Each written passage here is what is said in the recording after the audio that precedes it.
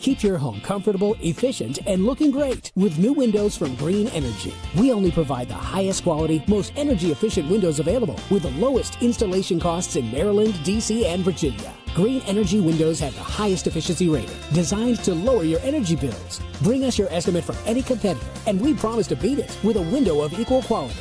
Call or visit greenenergyllcwindows.com and learn why so many homeowners are choosing Green Energy.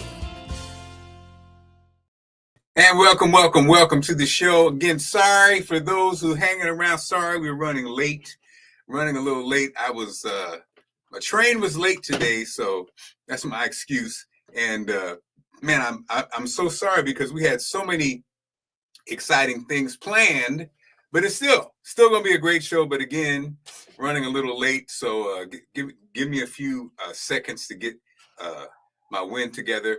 Allison is coming down. Welcome. I hope your week's going by amazingly. This week so far has been pretty good.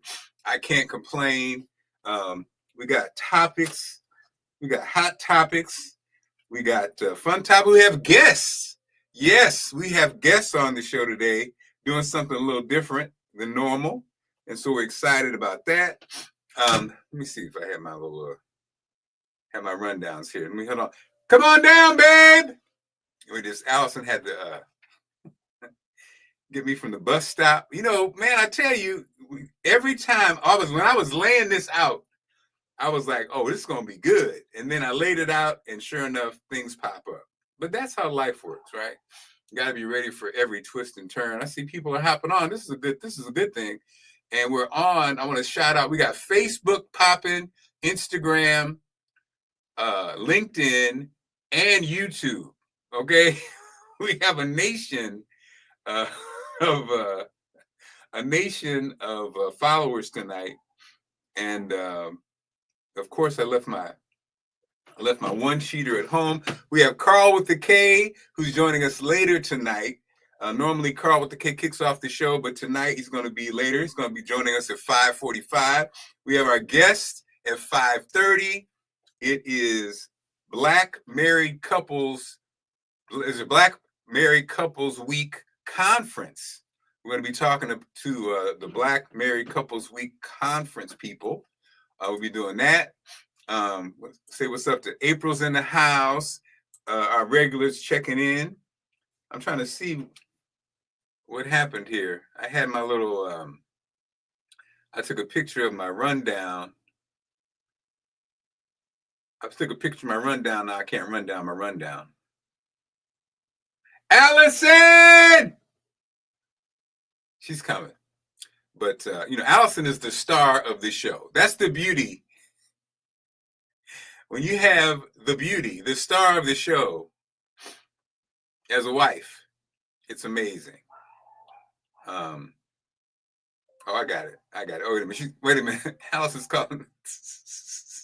Yes. What you doing all of this goddamn yelling for, boy, in the house? We are live right now, Allison. You're live on the air.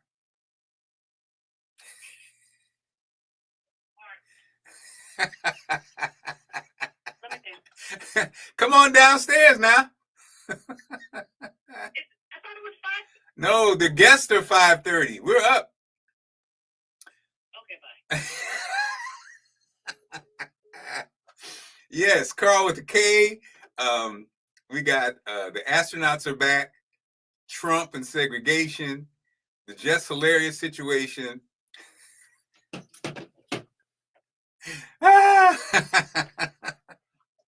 What's up, DC Tunes? Oh, man.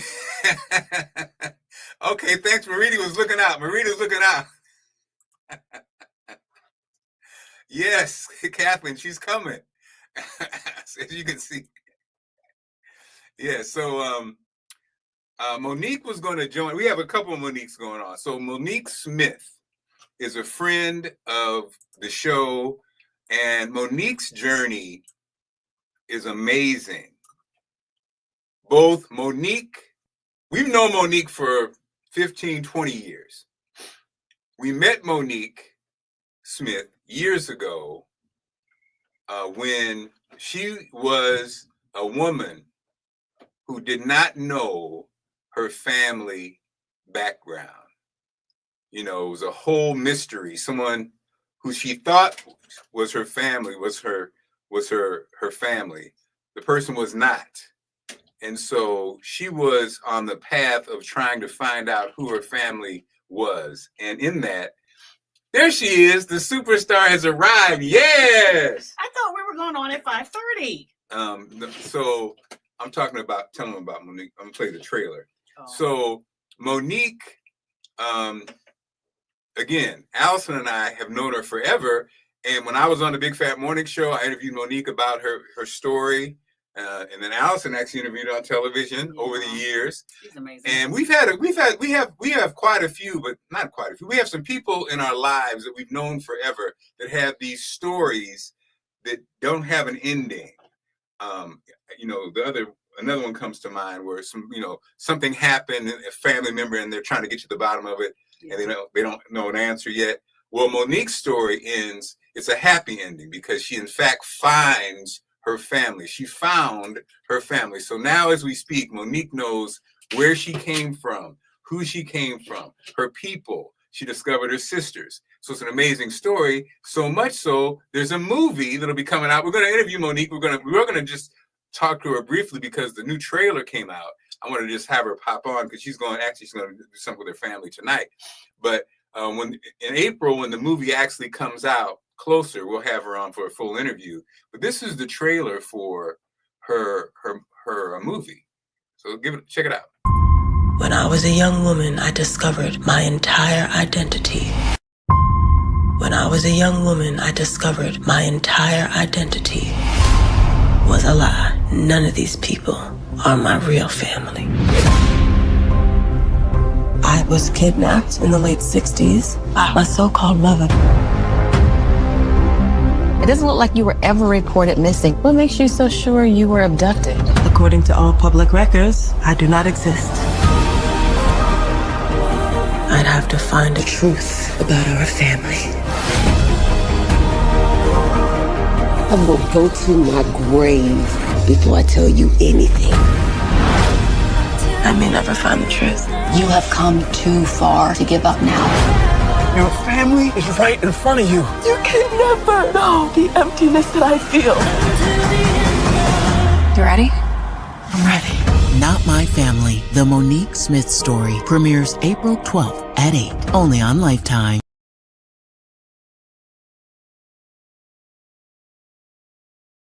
I mean, Monique's an amazing person, so we're excited for that.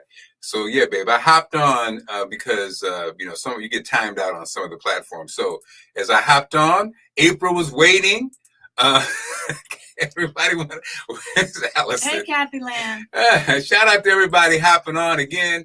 We kind of started the show because again I was running behind. I had to catch a train from Baltimore, and we were doing our thing. So, babe, you want to do our intro since we had the little a hot start. Marcel Russell, this is my man right here. Let me tell you something. This brother is so talented. I can't wait to get caught up, man. I got to call you. We got to get caught up. I'm glad to see you out in the streets. Deetra, what's going on? All the way from Florida. Florida's in the house. Oh my goodness. Riverview, Florida. I love it.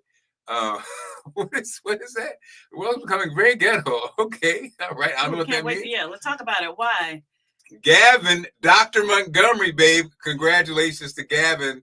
A couple weeks ago, Gavin was the dissertation, whatever it's called. What's it officially called, babe? When you do your dissertation. Dissertation. He's now presented his dissertation. Dr. Montgomery. Thank you. Congratulations, my friend. So proud of you. Hello, darling.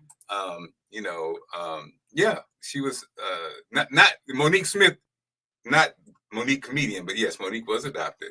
Well, you have to see this. You have to see the story, the whole story, right?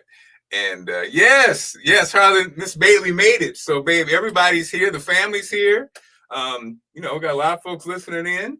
All right. And so what is this show all about? Okay, well, welcome to the Allison and Marc Podcast, Married in Media. Yeah. If you don't know us, who are we? Well, we are two Gen X media pros who have been married for almost 25 years. And babe, I got to talk to you about that post you did today. 25 years, who happen to have 3 grown kids. We talk about everything here on the Married in Media Podcast, from politics to pop culture, everything in between, but everything is sprinkled with a whole lot of love. And we love you for tuning in. So thank you so much. Yes, we're excited to see this movie. Are we talking to Monique tonight?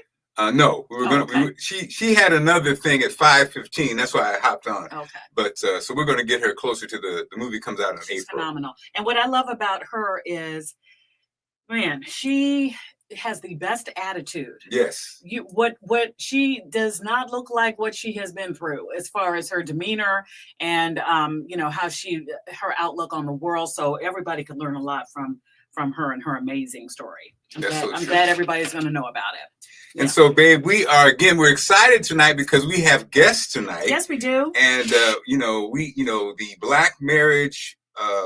Black Marriage Week, and this is the conference that is in conjunction with this, with a group. It's wonderful. It's a group of licensed therapists, and their specialty is basically couples therapy. And so this weekend they're having a really exciting event in Montgomery County, and we're going to talk to them all about that and some of let's break some myths about Black marriage, especially, and just for all relationships, what are the things we need to be doing? So we'll talk to them. I see Dr. Carol Ann is in the Dr. Carol Ann is in the waiting in the green room. And let's wait a minute. Dr. James is joining us too. Well, let's get them busy, babe. Yes. So let's go ahead and talk to them. Look at them. That's right. And so let's get them on. So without any further ado, we have Dr. Carol Ann. And also, we have Dr. Kia James joining us. A full house. Welcome to the show. How's it going? Hi. Hi. I fell in love with these two ladies when they came in. And your segment will air tomorrow on WUSA 9 in the 9 o'clock hour, too. So, I'm just so happy. Thank you so much for joining us. Thank you for having me. Hi, ladies. How you doing? I'm a husband.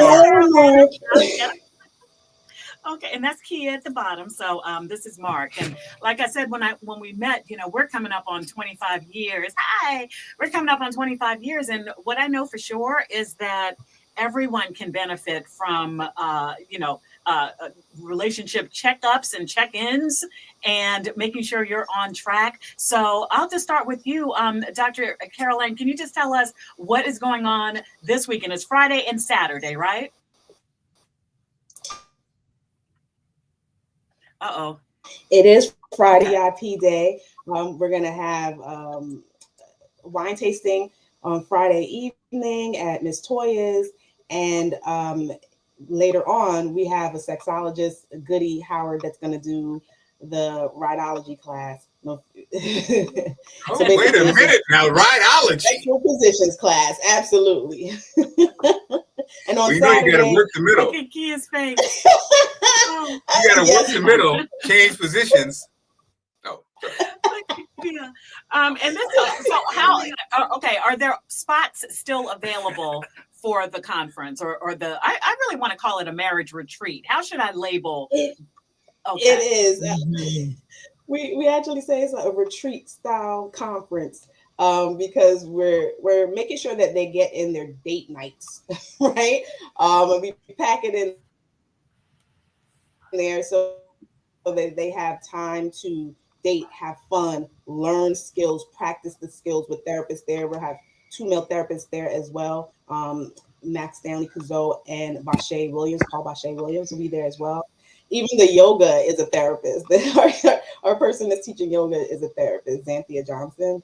And we're going to have a panel, and it's going to be mixed with therapists and women that do real life stuff and balancing wifedom and marriage and kids and business. Because, balancing everything is can be a downer to the intimacy, to the, just to doing couple stuff because everything else takes priority. Right. Now, I know you got a question, but just let me ask Kia. Mm-hmm. Can we back up and you can just tell all of our viewers here about relationship boosters and what you do all year round? Yes. So we are actually licensed therapists. We do coaching, counseling, consulting, all of those things. We many times are helping people with the relationship with themselves or the relationship with their partner, helping them a fair recovery. How do you improve your relationship? We do premarital work. We do all of those things. I love it. Now, Marc, I know you got some questions. No, yeah, I got the full gauntlet. I love it. I was, as we're coming up on our 25th year, I find myself posting a lot about us, and I think it's interesting. I don't know what it is. I don't know if it's because the kids are a certain age. I don't know if it's because we've been through the trials and tribulations, but there's a certain almost like calmness, I think, that you experience when you found that person that you really love and like. And then I said this, and I just want to get your take too, baby. Mm-hmm. I said this to a group of people, and they were like, "What?" I was like, "We can't wait to be grandparents, right?" And the reaction wasn't. I thought people would be like, "Yeah." People were like, "What? You can't wait?" It was like almost like being a grandparent was like It's always an accident. It's like nobody really wants to was ready for that. I was like, that reaction kind of shocked me, but I was like, man, I think a lot of people, their opinion of marriage, their experience of what marriage is, it really sadly, I think a lot of people do, even being a grandparent, I think struggle and hardship is a large part of people's, like, the connotation, that's when they think about marriage. And that just made me think, I could see why it's so important to have these kind of conversations, and also to see people who are happy and enjoy the struggle. It's a struggle, but enjoy going through it, and so is that, you see all this stuff, the articles and even the comments on social media, the status of marriage. What is going on? Does marriage have a bad name? I think it could. I think it does sometimes for some people, but I also think that those people don't necessarily have good married couples in their network. Mm. So the people that have the connections and see married couples, I don't see them hesitating. Even Gen Z, the younger generation, to me, they're coming to us and they're looking for premarital counseling. They're looking to make sure that they're building a solid foundation. There is no hesitance with them becoming kind of like getting engaged. Even some of them are, because times are a little rough right now and people are struggling financially. Some of them are actually living with parents to prepare for getting the finances to purchase a home. So I don't necessarily think that it has a bad rap in general, but I do know on social media that I hear every day about why you shouldn't get married, why somebody's going to use you, stay up kings, don't get married, they gonna steal your money. Like all of those people are loud. It's loud and wrong. Right. Yeah. Well, Caroline, let me this is my question. What can we do? Because when you think about marriage, when you were in studio, I said that a lot of times, especially Marc, you hear that you just don't see Black marriages. And if you do, you don't see them working. And it's just a bunch of, things are not going, they're not going in the way that people would hope what a marriage would be. I'll just say it that way. So what are some myths that you can just bust for us right now as far as the status of Black marriage? And, on the other side of that too, what would you like to see as far as people trusting each other enough to take that step? Oh, when I think about this, I think about why we started Black Marriage Week in the first place. And we started it to make sure that we saw Black couples, period. Like, you come and you will get to see, if you're not seeing it in your environment, you come and get to see Black couples that are like-minded, that want to work on their relationship, that are trying to thrive. They don't have to be in some bad place. And usually that's not even the reason. Sometimes people realize that there is something that's a little off. They want to get it before it goes too far. And so they can come in and get preventative marriage counseling for that. But some of the myths that I see kind of floating around is that, you know, on social media, they call it like the swirl. So basically marrying out. And quite honestly, Black men choose Black women at a high percentage rate. And Black women choose Black men at a high percentage rate. So when they're talking about this marrying out most of the time, or you should go get this person from a different cultural background, it's not really what's showing up in the stats. Interesting. The numbers after all that talk. After all that. And Kia, let me end with you before we get the information, because I know you all are busy. What's a deal breaker in marriage? What should, you know, I guess the first thing is going to be like, okay, if somebody has an affair or all that kind of stuff, but what would you consider to be a deal breaker? Like when somebody comes into, you know, relationship boosters and you're like, it's your personal choice, but I'm sure you don't tell people time for you to go, but what should be a deal breaker as far as holding on to yourself in that marriage?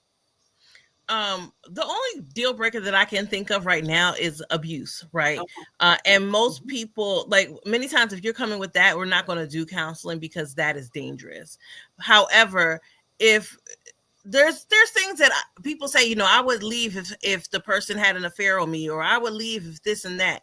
The reality of the situation is many times people tell you what to do in your relationship that they would not do if they were in that same moment. And I have seen it time and time again where people come in and they're like, I told my friends to leave in this situation, but I'm not going to leave. And I feel like a hypocrite because you can't say what you should do. So I'm not going to tell somebody that they should leave. The question is, are the two of you willing to work it out? Are you ready to do the work that's required to do so? And if so, let's get it on. Let's do the work so that y'all can fix the situation so whatever happened doesn't happen again. I would say the number one thing that leads to relationship failure is disconnection. And disconnection comes from, it could come from, you know, to be honest, affair is a symptom many times of disconnection. And so it's like, you know, workaholics that like to sit in their car and not come in the house and all of those things. It's like, I don't know this person anymore. I feel lonely with this person. You know, we are not seeing eye to eye. We're just having lots of conflict. And I don't feel like, you know, I don't feel like I want to say anything anymore, or I feel like I'm losing myself and I'm just sitting here lying, pretending to be happy when I'm not. Like those are the situations that I see that are the strong path to divorce if you do not correct it. But I can't say that you should leave in that situation because I have seen people correct that and then be better than they were before. Bottom line is therapy. I'm sure that both of you will agree on that part. Okay, so so Black Marriage Week is the culminating event with this wonderful retreat. And you know, the therapists say if you need to rekindle your emotional and physical intimacy, deepen your communication and connection, celebrate your love in a safe, supportive community, walk away with tools and strategies to keep your relationship thriving, then you need to be in Gaithersburg on Friday and Saturday, March 21st and 22nd at the Washingtonian Marriott. That's where you will be with all these fun activities. And for more information, blackmarriageweek.com. Is that the best place for folks to go to? Okay, yes, blackmarriageweek.com. I love the both of you. Thank you. You guys are really good. Also free for Montgomery County residents. I forgot to mention that. You said it's free? Wait a minute now. So Montgomery County government and Black Physicians Network has sponsored residents of Montgomery County so they can attend the conference for free. That's why I love Montgomery County. And I want you to, could one of you please just text me that so I make sure I put it in the story tomorrow when it airs? Yes. Okay. You guys are really good. I love it. Thanks so much, ladies, for joining us. Listen to Mark. You guys should start a group. No, you're good. You're good. There's nothing worse when you have the therapists or people on they kind of suck. You guys are really good. Oh, okay. Thank you so much, Mark. You know, when the men say something, it's good. Right. It's good. Yeah, you know what I mean? It's good. You said y'all got a future. Okay. Let's stay in touch, ladies. Thank you so much. Thank you. All right, take care. Man, they are really good. blackmarriageweek.com. And for Montgomery County residents, it's free. I mean, really fun stuff like, you know, they kind of said it like yoga and things that make you sort of take you out of that day to day. Oh, it felt very sensual too. You can feel, I could smell the musk oil through the broadcast. It's very essential. They got the yoga popping. They got the rhinologist. But you know what it's going to be? You're going to be lulled into a sense of, now, how can you really get in touch with your feelings? All of a sudden, you're like, oh. You start crying. Right. So, anyway. Babe, is this your champ? Champ Adams? No. Hi, Champ. Hey, and also Brandy's on. Hey, Brandy's on. What did Champ just say? He said, keep God first. We Come should on have now. asked that, like, tips for a successful marriage. But, you know. Yeah. Communication. Babe, I posted, so Carl with the K is standing by. Oh, okay. Sorry. But I wanted to, you mentioned I did a post today. Mm-hmm. And yes, and I knew people were going to think it's our anniversary. But but you realize is people don't read, including our friends and coworkers. They don't read. I said, Wisdom did that on purpose. Okay. Because I was sitting with him and I said, now, Mark, everybody going to think it's our anniversary. I say on the post, it's coming up on April, whatever. But how come you felt compelled to post it today? Did you? This is why I felt compelled to post it, because when I worked in New York, I ran across something you don't run across often, especially of our generation and our age. A Barry White song that I wasn't familiar with. Okay. But it's so cold that I was like, can people hear? Okay. Anyway, you turned my whole world around. Did you know that song? I don't think so. Right. I discovered it when I was working in New York, and it's such a cold song, babe. I just had to put it. That's why I posted it. So if you guys go to our Instagram, you can see it. What's it sound like? Shout out to, you can just play it, right? Yeah. Okay.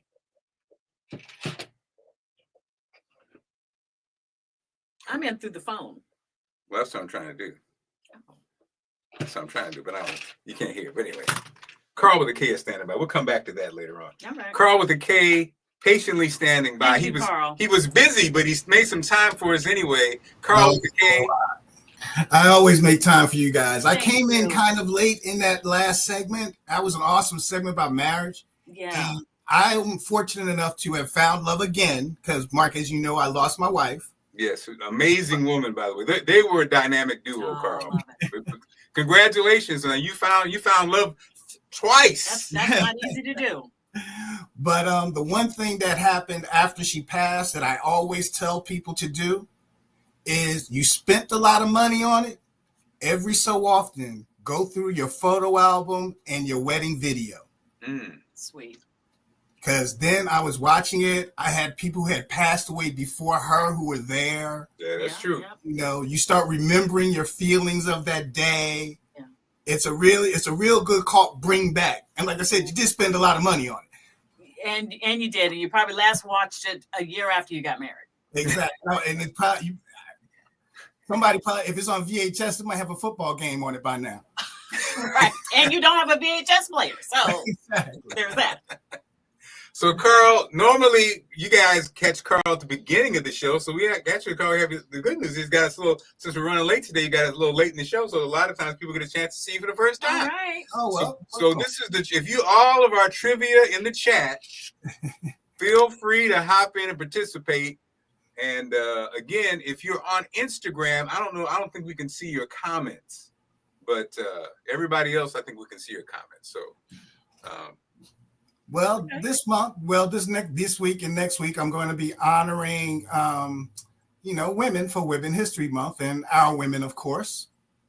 So starting with the first question, who was the first Black woman to sign a long-term contract with a movie studio? Was it Lena Horne, Hattie McDaniels after she won an Oscar, or Dorothy Dandridge? I'm going to say, go ahead, baby, you want to go first? I don't think it's Hattie McDaniel. Is it Daniels? Daniels. Oh, Daniels.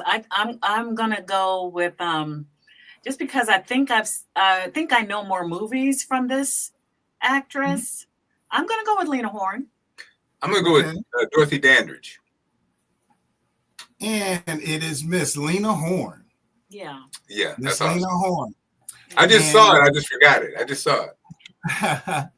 And what's so interesting about it is that there's a story. I don't know how true it is, but it sounded good that her father told Louis B. Mayer, who was the head of the studio, that his daughter was not going to be in Tarzan pictures and run around in leopard skin. Yep. And she never took it. They signed her anyway. And which is amazing. The meaning role.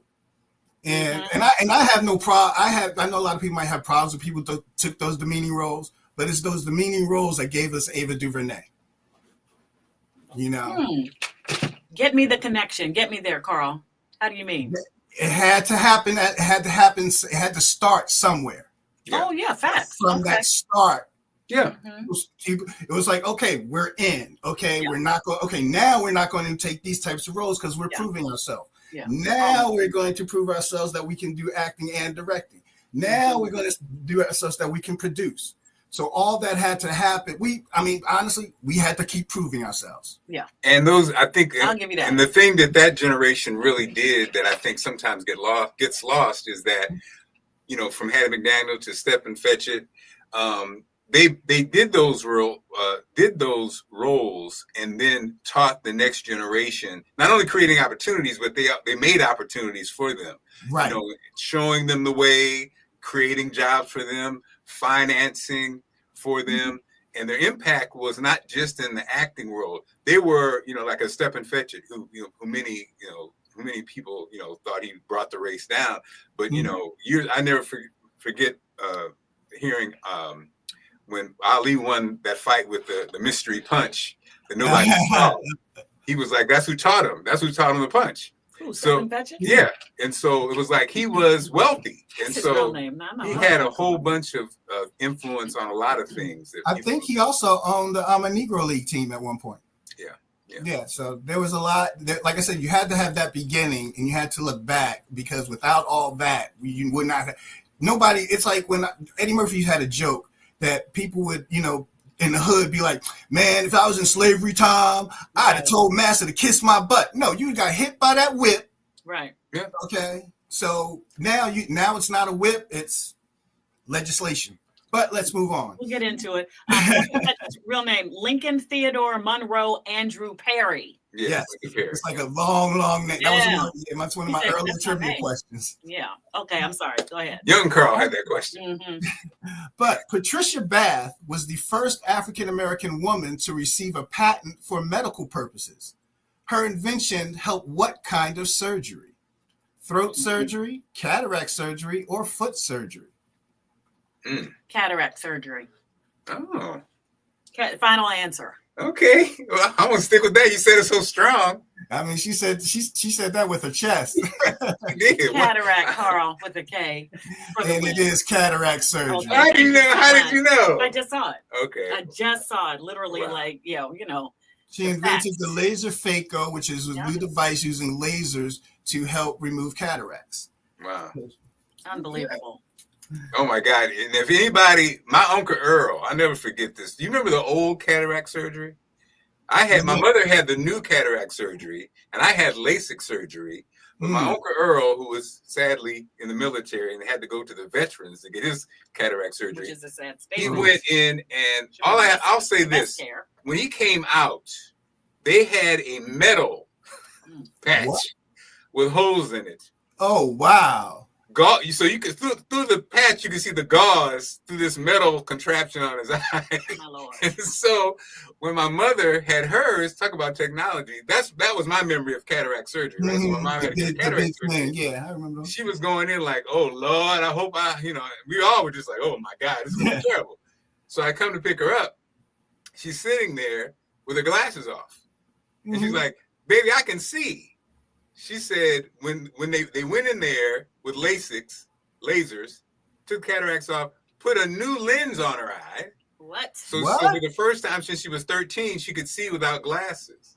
Wow. And then I'm sorry, I'm gonna keep this story going. Nah. It's not over. This is in Springfield, Illinois, right?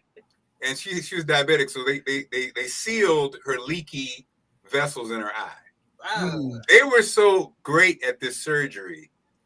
30 years later, my mother's here in this area, and she had to go to the eye doctor. And the guy's like, "Come in here. Come and look at this."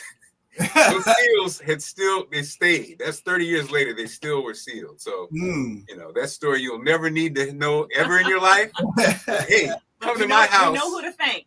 Come to my house and you hear all these stories and more. We know and Allison's going to hear them for the rest of her life. Yeah. Yes. Carl, don't try to take the stories from me. And then we bring that back to Patricia Bath because they probably used the laser phaco to fix her eye. That's it. Thank you. That's good. The callback, Carl. I see what you're doing.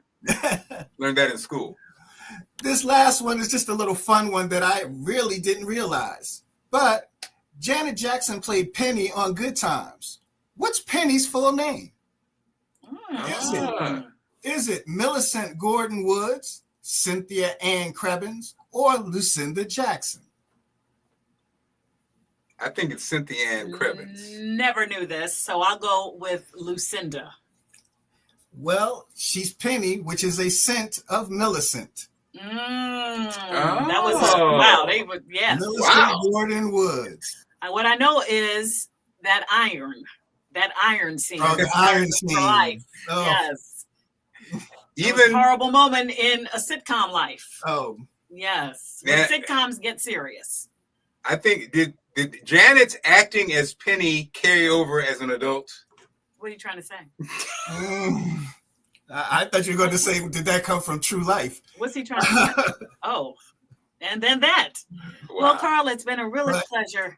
And don't forget, that was Chip Fields who played her mom. Yeah. All fun, Tootie's mom. She was really good. Kim Fields' mom. Tootie's mom, you said. Yeah, Kim Fields' mom. Mm-hmm. Wow. All right, well. So, Carl, where are you going to be? I love Janet Jackson. On Friday, I will be at the 9-5 Kitchen and Bar in Linthicum. It is a great new spot. They have a great front bar area as well as dining room and a big ballroom. And every Tuesday night, you can catch me at the TGI Fridays in Owings Mills for game night. We love TGI Fridays, one of my favorite chain restaurants. I'm not even joking. Yeah. I love me some TGI Fridays. Carl, and then come on down. Mark will take care of you. Yes. Carl Decay is a cherry on top of TGI Fridays. Yes. I appreciate Carl. that. All right, man. Thanks again. As always, seeing you, man. Carl with a K, ladies and gentlemen. Carl with a K, ladies and gentlemen. What's going on, Shamira Brown? Hi, Dr. Brown. Dr. Brown. Yes. And so, babe, those stories we were looking at earlier, you mentioned, so the astronauts are back. The astronauts are back after 9 months stuck in space. Wild. 17 hours in that chair they're trying to get.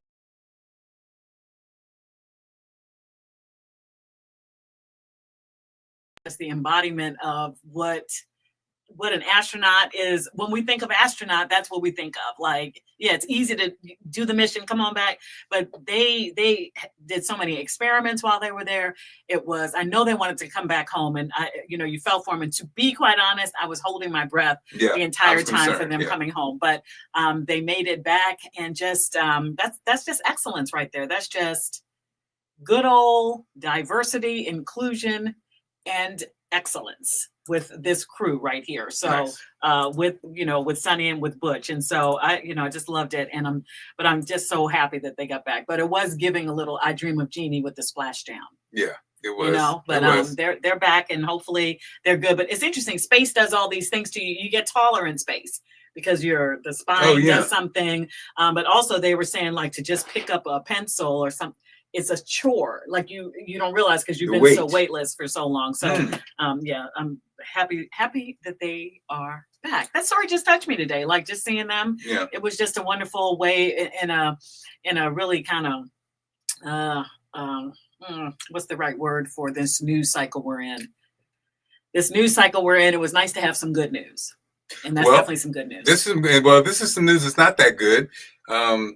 So this was interesting. This story can trigger, right? Then this story can trigger segregation no longer banned in government contracts as Trump rips up 6-year-old order. So included in a lot of the things that are happening is just tearing away this alleged DEI and whatever and contracts and all this kind of thing. Now this seems for those of us of a certain age. We hearken back. It triggers you. You feel a certain way. We are the first generation of being totally free. Let's just be honest. We were born in 1966. Yes. We're the first babies, like the first generation. Yes. Totally free, can supposedly go and do what you want to do in this, this big, beautiful country of ours. But then I saw this as a counter, and I actually laughed. So what's your take? Bring back segregation. 100% disagree. Dead at, bring it back. I want to know where I'm not welcome, okay? Put them signs back up. Colors only, whites only. Let's do it, all right? Rip the Band-Aid off. Especially for a restaurant. Are you kidding me? Whites only? What do I want to do in there? What they got? Mashed potatoes? Mayonnaise? Hot dogs? Colors only? We got seasoning. Turmeric. Paprika. Okay, I like this. You were saying that the black excellence. Absolutely. The segregation is to get the colored excellence. Okay. Okay. What's the playlist in the whites only spot? They playing Carrie Underwood and Kid Rock. We playing Babyface and Diggable Planets. Ain't no overhead lighting. What are you talking about? Wait, where am I going? Colors. Hell yeah. Look at his hair. Talk about where am I going? That's the problem with North Africans. That's what I'm talking about. Hell yeah. I'm in. 100% agree. Let's go. Talk about where I'm going. Oh, man. What happens to you in the summertime? Where are we putting the Italians? Listen. I just want to know. I don't need their food. I don't like tomatoes. So they're going. So again, New York's in the house. Yeah. Interesting perspective. I think the kicker is like it just was never the sad part about it. And I know she's being funny, but you have the whites only signs, and then you have the colored entrance or blacks. But there was never any time where whites weren't allowed in spaces. Yeah. Do you know what I mean? And so it becomes like, for me, when I saw that a couple of people are saying that. Now she's the only person of that age, but there were some young people. Yeah, that's what, and I'm thinking, come on, y'all, it's not time to play. I posted this on my Facebook page and I said, it's important that you I didn't say understand. I didn't say what I really felt in my heart. I said, it's important that you're informed. This is basically something that has come. The whole DEI stuff is here, and these are the trickle down things with this. It's like I forget what they call it, a memo, but definitely it points out that it's no longer can you say no segregation, basically, in the government contracts or what have you, federal contracts. Yeah. And the problem with that is that you'll be traveling or doing something. It empowers people. There are federal and state laws that prohibit this. Yeah. That is still the law of the land is still that. But, you got to think like what's going to be considered under that DEI umbrella, and therefore what's going to be tested, and that's my thing. This is what people are calling it's a symbolic move just to be more like taking all the race out of stuff. But sadly, if you take all the race out of stuff, the minorities are going to lose in this situation. And so I don't really like I posted it on my Facebook page, and for the most part, people are like, wow, I can't believe this is happening. Then I had one person not, from here, I can't believe you're spreading propaganda, and the media and the government look to divide. And I'm thinking, and this couple happened to be a white gentleman with a wife who was a woman of color. I don't know. I couldn't tell what her ethnicity was by the post, but I'm thinking you probably have kids. And why would you want your kids to be in a society that marginalizes them? And I didn't engage because I could hear everybody saying, don't engage. But yeah, it's not. At first, I thought it was an executive order. I think some people had it wrong, but looking and researching it deeper, I corrected that to say that it is. It's just something basically that has come out of the White House, though. This has come out of the White House. Well, and so the narrative. I had an interesting moment like this on my college Facebook page. Oh, okay. Mm-hmm. College Facebook page.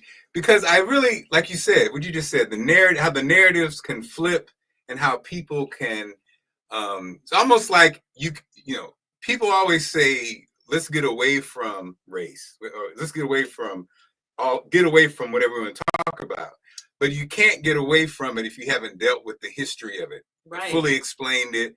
Everybody's on the same page of understanding. Everybody knows all the stories. So when you don't know all the stories, you can never really get to that point, right? So on my college page, which that's Southern Illinois University, Carbondale, the media page, radio, television. I went to a school that was pretty liberal, right? Mm-hmm. So on the page, these discussions, because the radio television department was a pretty powerful department, and so what's going on at PBS, what's going on in the media, what's going on at the Kennedy Center, these kind of conversations where what the president's doing. I was struck by the kind of counter. In that space, I expected it to be majority everybody just kind of, pretty liberal, pretty woke, if you will. And so in these discussions, you were seeing this kind of, to me, surprising. Yeah. So I made a comment on it. Like, wow, basically in general, in this space, I'm surprised to see this kind of connection, this MAGA, whatever I said, right? Mm-hmm. You know what I've said, right? Mm-hmm. And then in minutes, people, I don't know what you're looking at. I don't, and that's the first time in my life, not the first time in my life, actually, it's not the first time in my life, it's the first time I'm seeing it. And I went back to when I was in school, where I was the only African-American male who auditioned for television news, period.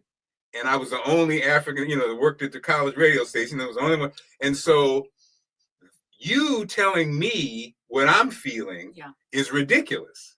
And so now as a grown up and as somebody who's lived life and now who I see it and see it more, I was able to say it. I haven't gone back to see what it said, but you're telling me I'm not seeing what I'm seeing. And I'm a black male in this white world of people who went through this in college. What are we even talking about here? Mm-hmm. And I'm someone who not only went through it, I lived this media lifestyle. I majored in it and I've done it for 35 plus years in markets all over the country.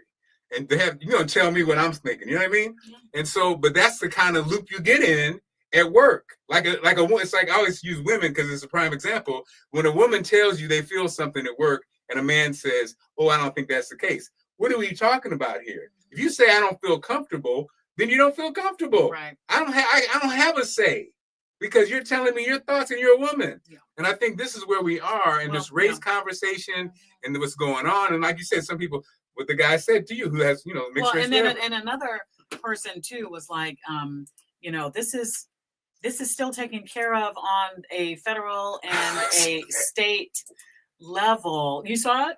No. I saw what you. I've heard that argument. And I said, yes, 100%. I understand that. This is why are you doing this? This is clearly like almost dipping your toe in the water, a little nod to people who wouldn't mind seeing the races separated again. And I said, it is on the state and federal level. It is still a law. It is illegal to discriminate based on, race and all that. And then she said, this is just fear. Stop fear mongering. And I thought that was so interesting. And I go back to that quote that I felt a long time ago about, when they came for this group, I didn't speak up when they came for this group. And so you need to, and I stood by what I said. It's important to be in the know about what is going on. It is important to, if you feel motivated to do so and strong to do, it is important to act, do something, write your Congress people. Do you know what I mean? Do whatever you can. If this does not, because for me, when I saw that, it was extremely triggering. Because the thought of going back into a space, I know it's not going to happen, but going back into a space where you're relegated to this space and that space and the fear that our parents must have gone through, not to mention our grandparents. Don't get me started on our great grandparents, right? And so, but if we all stand up, I believe there's way more good in this country and in this world. I believe there are way more people who would say, no, this is not where we want to go back to. I still believe that. Well, the part about that part that's outrageous is when you say, don't do that, when that person says, don't do that, you're fear-mongering when that's exactly what this is. That's what this is. My comment isn't fear-mongering. Yeah. This is and that's what they're doing. Yeah. So that's the part that's ridiculous. Again, I think what I'm noticing is those of us who are old enough, we know the game. This lady was older. People just want to. I don't know. Maybe it's too much. Maybe it's too much. What's going on? You're fear mongering. What are you talking about? I'm fear mongering. That doesn't make any sense. I'm responding to what you just said. I'm in the news and check it. Only if not for NPR, this story would have been buried. This thing happened last month at some point. NPR does an article about it, and now it's in the world. But it wasn't. This was not a big executive order that people made a big deal about. You didn't hear it, whatever. But this happened last month, and it's on the books now. So now we just gotta hope that that no federal contractor. Well, and then like you said, because of the history of stuff like this. You're out, like you said, we travel every year down south. We travel, yeah. And you go into a place and they say, well, we don't want to serve you. You don't know, can you quote verse what your rights are now? You know what I mean? Right. Do I know 100% that I have a right to eat here at this restaurant? Or is that gone away now where a restaurant, and they do now, a restaurant says that we have the right to refuse service, right? Now that is weaponized. It may or may not be. What does that even mean? If somebody says that to you now, based on this, you hear it differently. Right. We have a right to da-da-da-da. You're like, what do you mean? Because I'm black. It's like, no, you have on flip-flops. Oh, you can't wear flip. Okay, I'm sorry. But you know what I mean? And I have heard the argument like, I don't want to be anywhere I'm not wanted. And I totally do understand that. I just want to be arrested. But... Yeah, I don't want to be arrested. I don't want to be anywhere I'm not wanted. But there's a big part of me that is, what do you mean I cannot come in here? So yeah. Yeah. Anyway, lightening it up. Lightening it up. Okay, we're gonna talk about jobs and work. So what? You that's light. Just hilarious. Oh, okay. You said jobs and work. Well, it's a work situation. Basically. This segment is called the what is it going to be called? The radio. No, and the media, because it's also Monique with Tyler Perry. Oh, yeah. Let's do Monique first. Okay. So Monique, now let me tell you something. Guess who's gonna eat what they want to eat? I love Monique. I love Monique. Ain't nobody we ain't gonna get dragged into no Monique stuff. We're going to give the story. All right. And I'm gonna pretty much just get the story. But I love Monique. I do too. And I don't want it to be, and I know Monique. So Tyler Perry is at the Angie Stone homegoing service, right? Yes. And he is talking about how she was done wrong by the industry. Yes. Right. And so that prompted then Sister Monique. Yes, to comment and do an open letter to Tyler Perry. And do you have that? Yes. Okay. All right. Would you like to read it as Monique? No.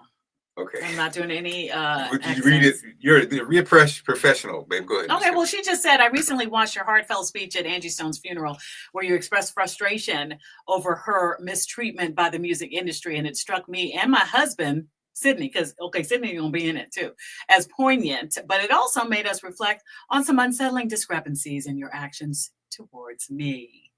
So, okay.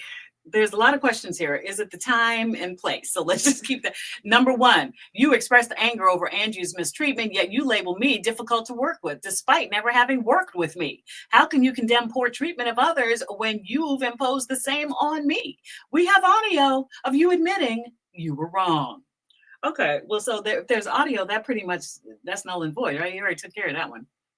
Number two, you asked, where's the money she's owed?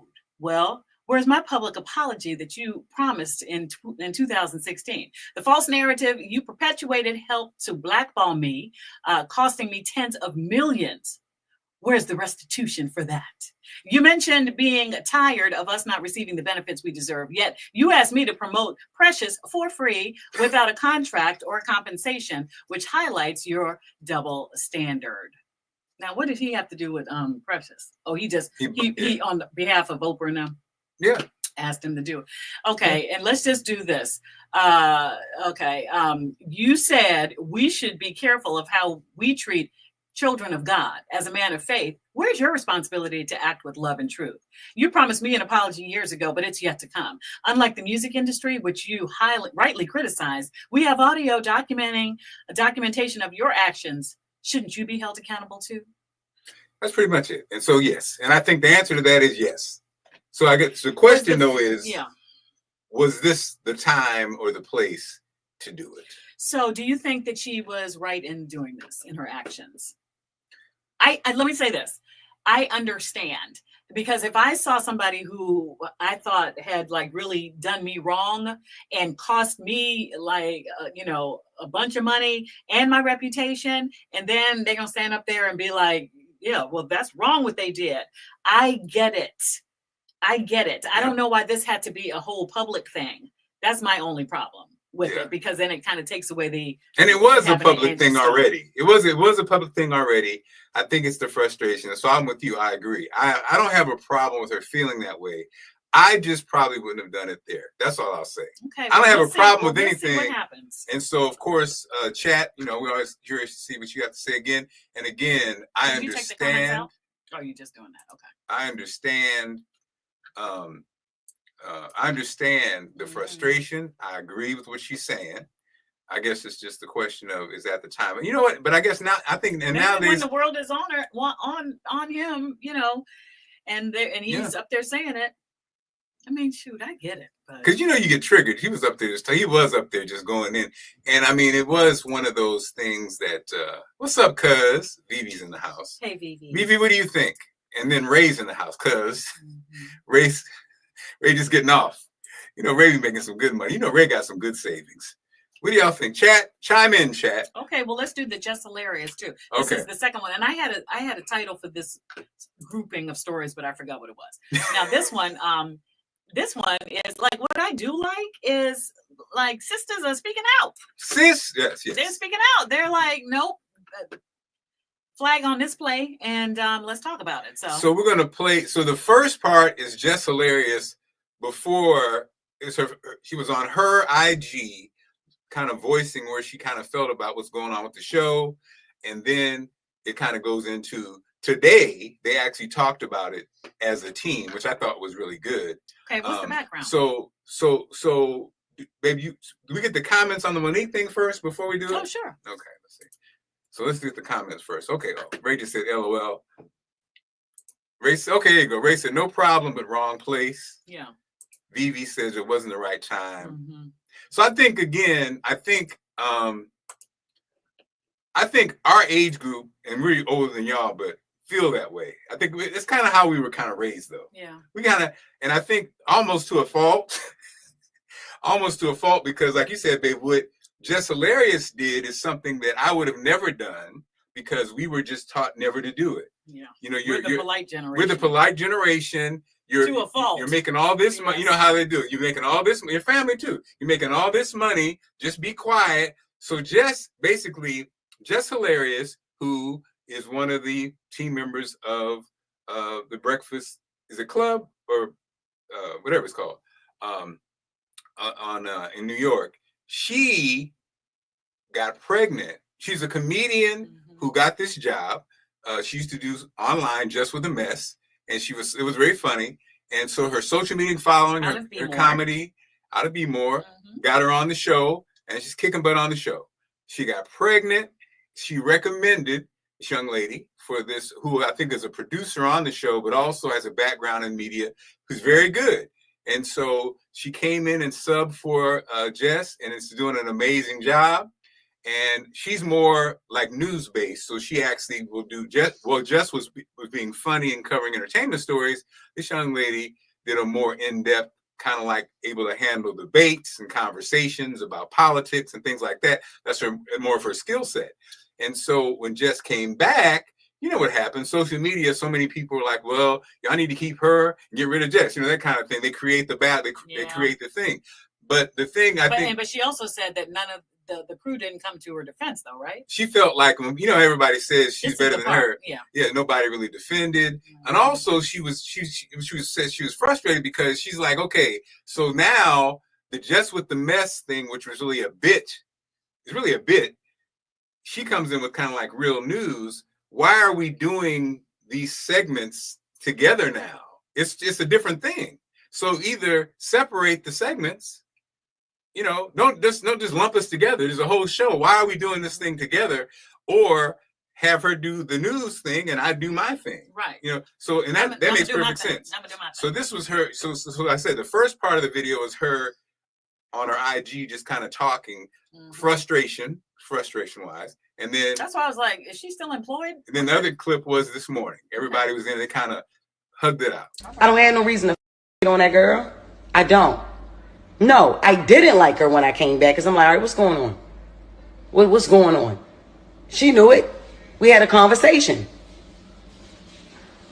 Because the anger was misplaced. Nah, it ain't even you that I don't like. I'm realizing it's the way these doing up here that I don't like. Okay, got it. Ever since I came back, it was weird. Yes, it was weird.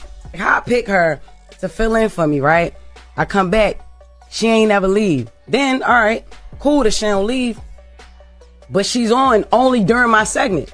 If she was meant to be a fourth host, move her in another way. Why she got to be moved in on? Because nobody had a problem with Jess with the Mess until she started reading right. You know what I mean? Till she started So reporting. I wasn't hired as a reporter. I was hired as Jess with the Mess.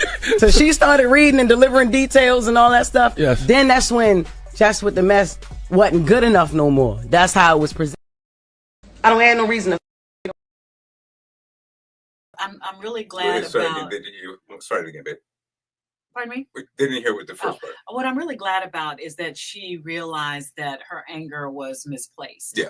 I'm really glad about that because, I mean, that part is really real. I learned a long time ago, nobody can take your job. If it's your job, it's your job. And guess what? Unless your name is on the checks giving yourself the money, it's never your job. You're just sort of, you know, you're carving out your space. It's your career. I'm not saying that. What I am saying is, if somebody else is cutting the check, it's just not your job. You're not making the call. So I love the fact that she came back on that, because to come back and have a problem with her, and I'm sure, you know, she pulls no punches. So I'm sure your girl was feeling it, right? Yeah. But to say, yo, it's not with you. It's with like how this was handled when I got back. Yeah. And that whole pregnancy thing, man, I'm gonna tell you what, like I will just never forget. And I tell the story often because I try to urge expectant mothers, if they can, to really research it, take all the time that you can take, because we had two babies right back to back. Our two oldest are only 14 months apart. And when I told it wasn't even my big boss, it was like my immediate manager, that I was pregnant again, he said, I will never forget, he said, "You're killing me."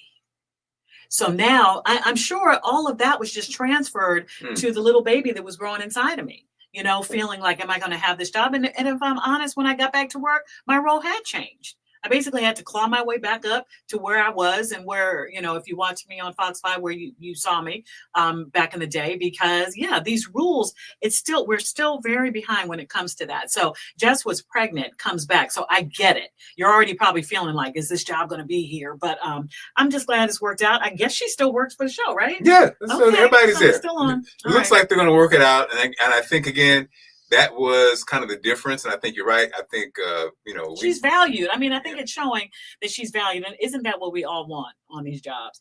Dr. Brown was in the comments, and she asked if I would speak on this really quickly. And I'm going to speak on it. Maybe we can speak on it later in more detail. But these hair relaxers that we use we are the main, basically the buyer of these. We're talking about Dark and Lovely, that ORS olive oil hair relaxer, just for me. That's for the babies. That's just for me. Motions and all of this. Currently, right now, this is very new. There are cancer lawsuits across all 50 states. And what we're talking about is they're focusing on things like uterine cancer, endometrial cancer, I hope I'm saying that right, ovarian cancer, uterine fibroids, we know the disproportionate number, and hysterectomy from fibroids. They're finding that these relaxers have very dangerous chemicals in them going right here on your scalp, right here. And I understand, you know, you're trying to get that together, but just be so educated before you do this, and especially for the baby girls. And we just came out with the hair, for the weave hair, the glue. All of it. Let's keep it real, ladies. The nails, all the nail stuff is carcinogens. Yeah. All the nail stuff, all the glues, all the alcohols that they use for nails, the glues, the edge control, all of this stuff. But it's like, okay, so what we gonna do, y'all? Now, what we gonna do? The dyes, men, the hair dyes, the hair dyes. I have a friend who she helps people put their products on Amazon. This shook me to my core. She had a client who had hair dye, and the black hair dye had carcinogens in it. And people started to post on Instagram about the effects. So they didn't say they have cancer, they were saying they were getting burned. But come to find out, that also was a known carcinogen. And the woman refused to take it down. She had, it was only the black that caught the carcinogen. So what really struck me was a person that she knew who's a distributor, who does these hair shows and stuff. She's a distributor. She was suffering with cancer. Yeah. So she told her, hey, this product needs to come out, because she was a client. She was like, she kept it in. She didn't say nothing. And so, ladies, ain't nobody looking out for you. You know these are cancer-causing things. What are you going to do? Dr. Brown was saying that also they contain PFAS, widely used long-lasting chemicals, which break down very slowly over time. And it's found in water, air, fish, soil, all of these things, and in these products too. So just educate yourself. That's all we're saying. I don't want to bring the mood down, but Dr. Brown brought it up, and I thought it was important to say. Okay, do we got something fun to end on? My Lord. Okay, let's see. Here we go. We got good advice. Cinnamon biotin are the best for hair growth for females who are Black and Latinas. Okay. All right. That was good. Oh, this is positive. So I'm excited. I'm going to be this weekend. All right. I'm going to be hosting this event, which is nice, at the Rise Awards. I'm doing a segment, not the whole event, but the Rise Awards be going down at the Bethesda Blues and Jazz. I'm excited about that. Okay. And we have a very busy April. Yeah, we do. And we'll be telling you about it. I have a very busy next week. I have I might have a school visit for an elementary school. Isn't that cute? For a career day in Southeast DC next week. And then also speaking to a group of young ladies, high school students at McKinley Tech on Thursday. So yeah, we're out here. So then when you come out, you be like, hey, ladies. Because I want them to like me. I'm not going to come. Babe, what do you hit them with when you first come out? What do you do when you come out? I don't know. I just, I don't know. I can't. What song would you come out to right now? Oof. Well, it would be too much like boop, boop, boop in the song. So I got to think about that. Babe, what's your hot song right now? I don't have baby jamming in her car with inappropriate music. What song is that for you? But I don't know the names of it. It's not regular radio. This is on some Sirius XM. I don't know. I'm so sorry. I'm so sorry. I'm going to see if you can hear this, because I don't think you can. This song, when I was in New York, I used to hit this song off, babe. And I don't know if you can hear it or not. Let's see. Is this our end? Are we finished with all our topics? We're done.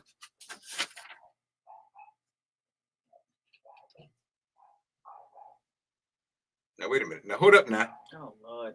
I don't hear anything. Do you hear anything? I don't have a set of headphones. He took my headphones. Oh, this ain't working. Babe, you got some dead air. That's the all right. Well, dead air. Yeah, you're right. Dead air. We can't do it. Okay. All right. Well, look. I thought we had something else fun that we can end on. I think that's it. No? I think it was all, yes. Was this? Oh, here's something fun. Oh, wait a minute. That's right. Okay. That's right. Rondi, this weekend on WMAR2, my show, The Good News Show with Mark Clarke. It's our engineering show, the Bea Engineering Show. You remember that event that the military pulled out? Yeah. Well, we were there. I got to talk with the kids. I talked with technology. generals and powerful people. So again, if you're in Baltimore, Seymour, you can watch it on WMAR2 1230.